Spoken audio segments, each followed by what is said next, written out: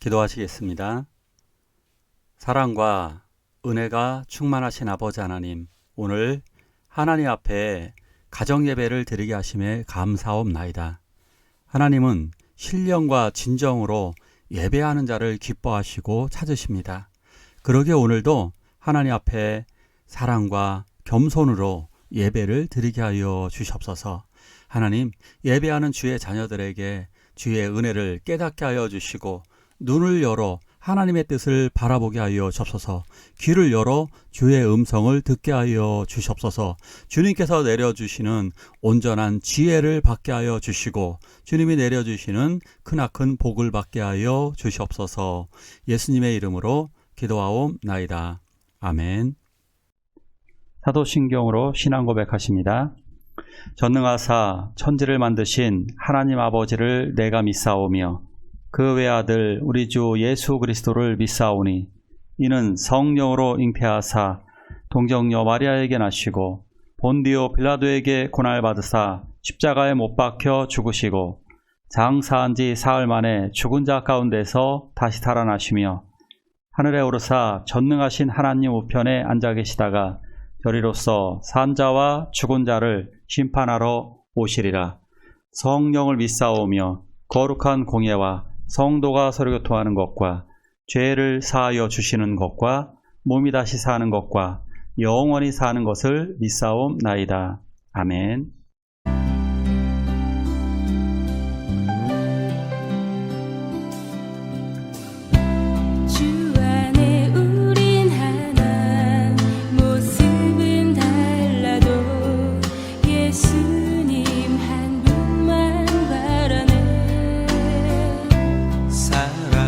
선행으로 서로를 격려해 따스함으로 보듬어 가리.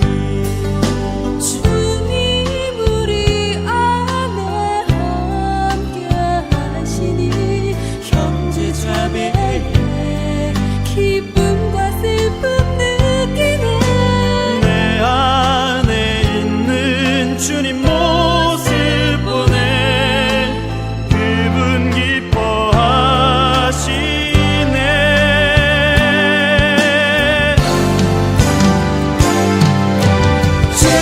주님을 통해 계획하신 일 부족한 입술로 찬양하게 하시니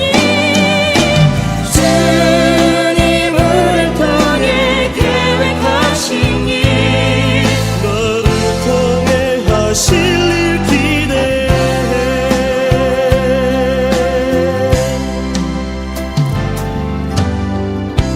주 안에 우린 하나 모습은 달라도 예수님 한 분만 바라네.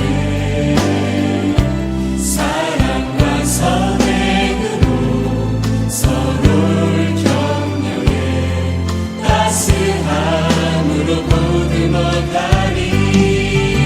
주님 우리 안에 함께 하시니 형제 자매의 기쁨과 슬픔 느끼네.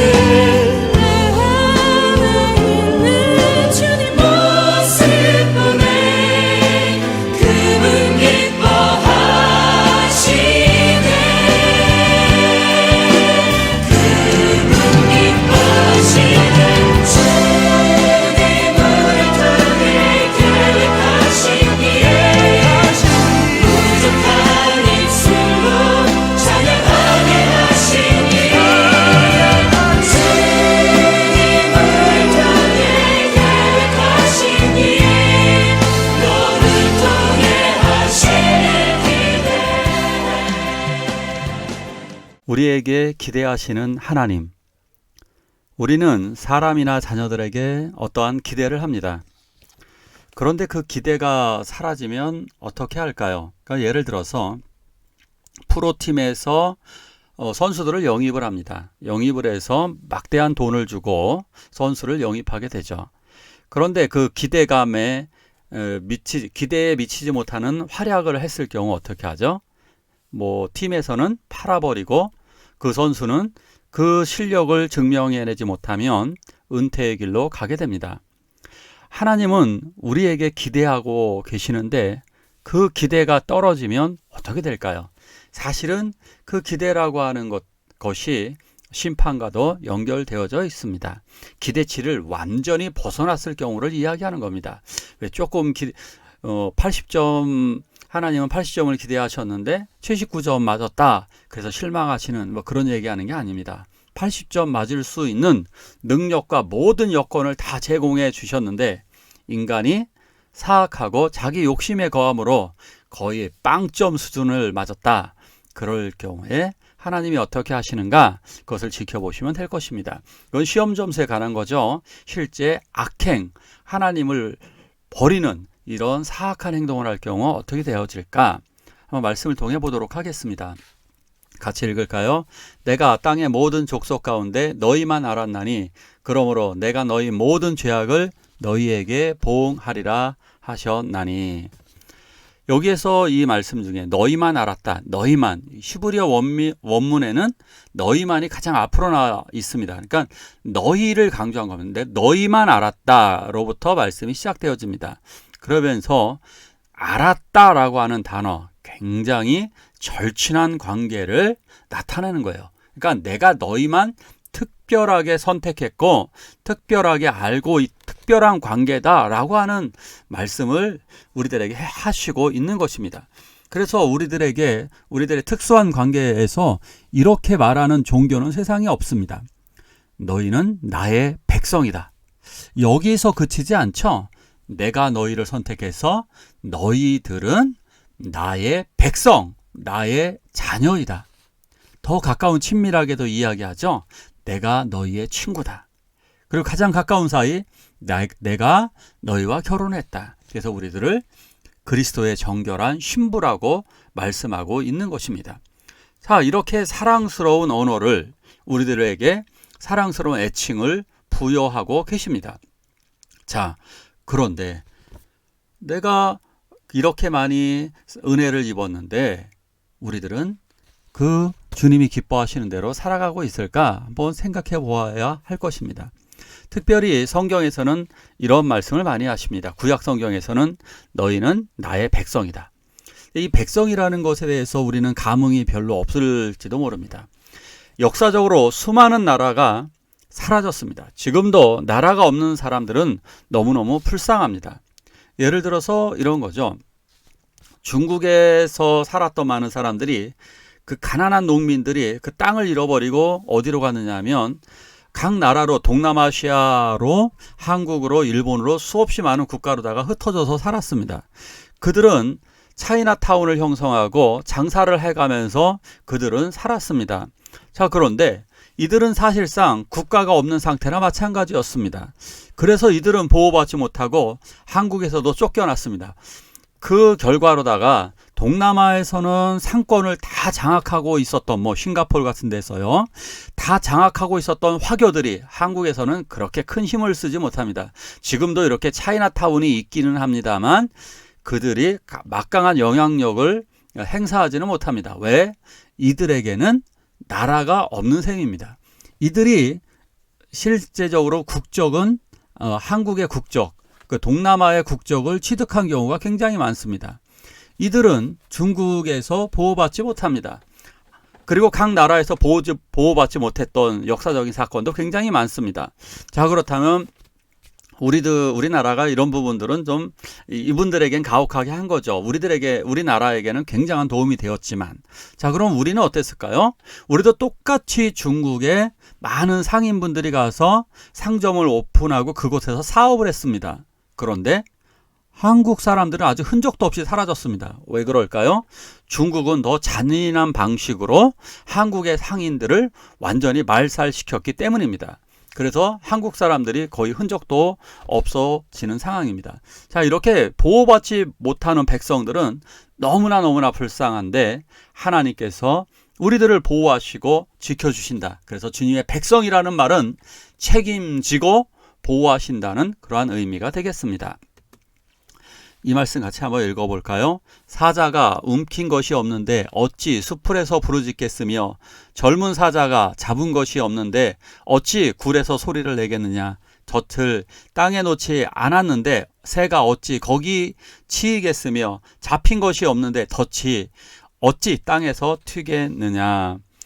자, 이스라엘 백성들은 이런 생각을 했습니다. 우리들이 심판을 당하는 것은 너무 억울한 것이 아닐까? 왜 우리들이 심판을 당해야 되지? 이렇게 생각하는 사람들이 많았습니다. 그러나 그것은 잘못된 생각이었습니다. 자, 여기서는 예를 들어서 얘기하죠. 사자가 움킨 것이 없는데, 그러니까 사자가 그 잡은 짐승이 없는데 어찌 소리를 지르겠느냐 이런 거죠. 잡는 과정에서 반드시 으르렁거리는 어떤 소리, 또한 잡힌 동물들은 비명 소리가 들리게 됩니다. 반드시 원인과 결과가 있다는 얘기를 하시고 계시는 것입니다. 자, 요 밑에 있는 것이 덫이죠. 덫에 있는 것들을 짐승들이 여기서 이 빵이라든가 뭐 어떤 고기가 이곳에 놓이게 되죠. 이것을 먹기 위해서 여기 접근할 때 덫의 양쪽 것들이 채워지면서 결국 동물이 잡히게 됩니다. 그러는 과정에서 이것이 딱 채이게 되면 땅에서 탁 튀어 오르게 됩니다.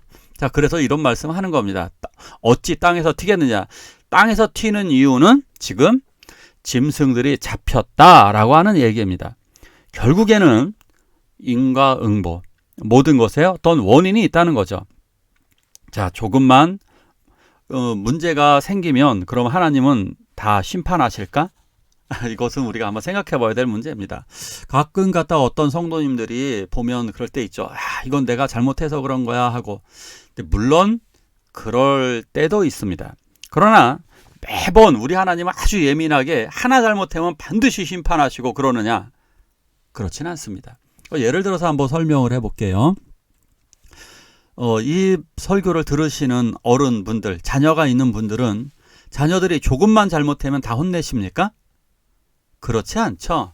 어느 정도 몇 번, 서너 번 참다가 그 행동이 그래도 고쳐지지 않을 때는 훈계를 하게 되고, 그래도 고쳐지지 않을 때는 큰 소리를 내고, 그래서 또 고쳐지지 않을 때는 매를 드는 경우가 있죠.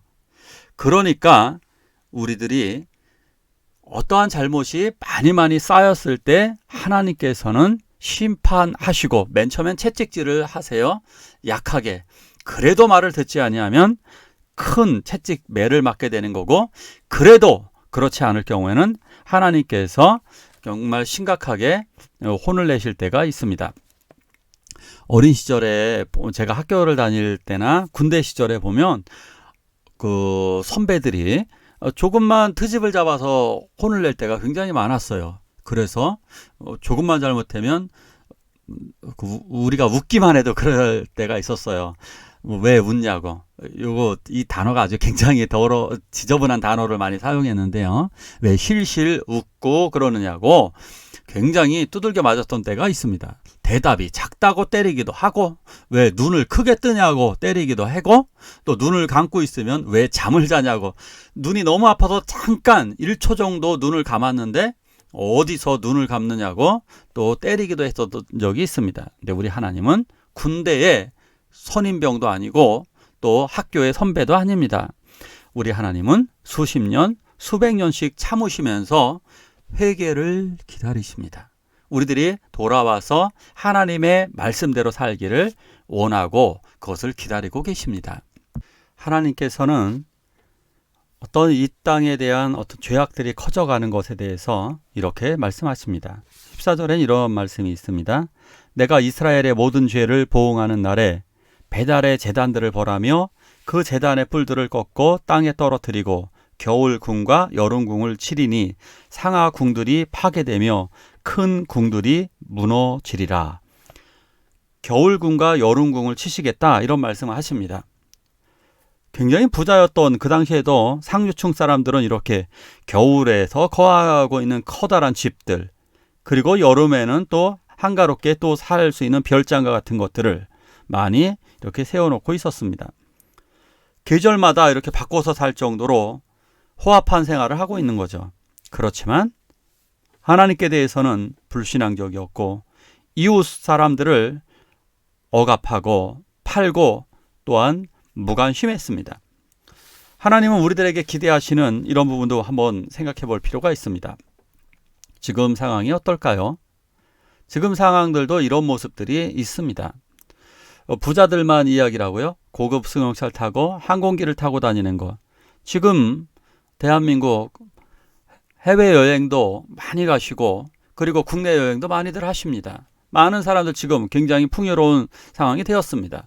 맛집들을 가면 맛집에는 이렇게 많은 사람들이 넘쳐나고 있습니다.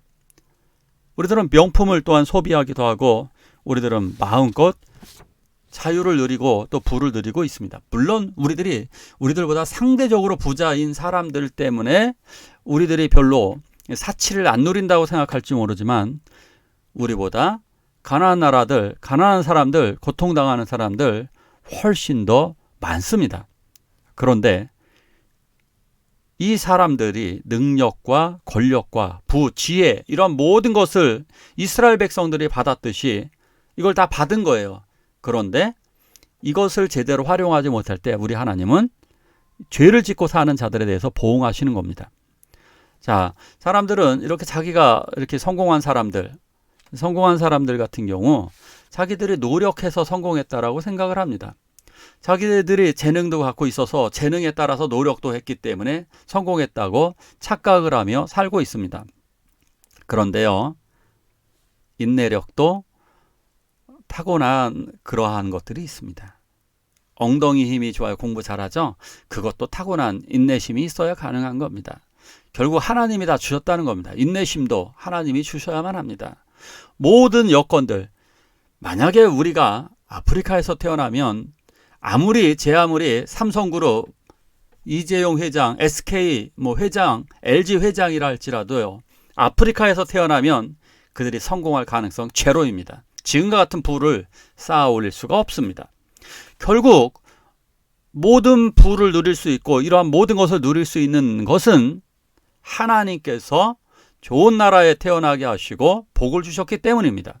자, 그런데 마치 자기가 이룬 것처럼 하나님의 가난, 믿음도 사라져버리고 이웃을 사랑하는 것, 이웃을 섬기는 것, 전도하는 것, 구제하는 것, 이러한 것을 내어버리고 있다면 우리들도 역시 정말 심판의 대상에 들어갈 수밖에 없습니다. 우리들은 쇼핑도 자유롭게 하고 자유롭게 지금 이 세상에서 많은 것을 누리고 있습니다. 그러기에 이제 그 이웃들에 대한 기도, 이웃들에 대한 섬김, 이웃들을 위한 긍휼의 마음을 품어야 할 때입니다. 물론 다른 나라 사람들에게 대해서도 마찬가지입니다. 그러기에 우리들은 하나님이 우리들에게 기대하시는 것, 기대하고 우리들에게 많은 기대를 하고 계십니다. 이 기대하는 것 그 이상으로 섰으면 좋겠습니다. 하나님이 우리들에게 여러 가지들을 주셨지만 그 기대 이하, 너무 낙제점에 가까운 인생이 아니라 그 기대를 넘어설 수 있는 분들이 된다면, 물론 기대에 충족하셔도 너무너무 잘하시는 거예요. 그러나 그 기대감을 뛰어넘는, 하나님이 주신 그 달란트, 1달란트, 2달란트 받은 사람이 4달란트 남겼듯이 그 이상 더 남기면 더 좋잖아요. 그러한 주의 자녀가 되도록